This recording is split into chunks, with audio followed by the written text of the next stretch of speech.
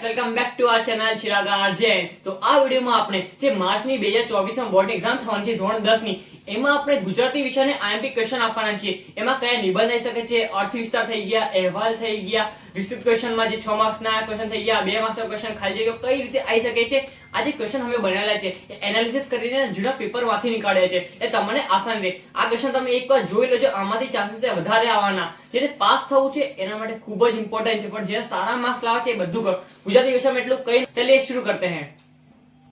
તમે કઈ સ્ક્રીન પર જોઈ શકો છો ગુજરાતીના આઈએમપી ક્વેશ્ચન છે। સૌથી પહેલા નિબંધ જે 8 માર્ક્સમાં કયા નિબંધ આવી શકે છે એ તમારી સ્ક્રીન સામે જોઈ શકો છો। તમે આના સ્ક્રીનશોટ લઈ લો અને પીડીએફ પર મારા વોટ્સઅપ ગ્રુપમાં લિંક ડિસ્ક્રિપ્શનમાં એમાં મળી જશે, ત્યારે તમે સ્ક્રીનશોટ લઈ શકો છો। ઓકે, આ અહેવાલો, આ 3 અહેવાલ આપ્યા છે, એમાંથી આઈએમપી છે, આ તો કરીને જજો, આમાંથી એક તો આવશે જ। ઓકે, ધ્યાન રાખજો। અર્થ વિસ્તાર પણ બધા આઈએમપી મૂક્યા છે, અહીંયા તમે જોઈ શકો છો। સ્ક્રીનશોટ લઈ લો આરામથી, અધરવાઇઝ વોટ્સઅપ ગ્રુપ પર જોઈન થઈ જાઓ, ત્યાં તમને એની પીડીએફ મળી જશે।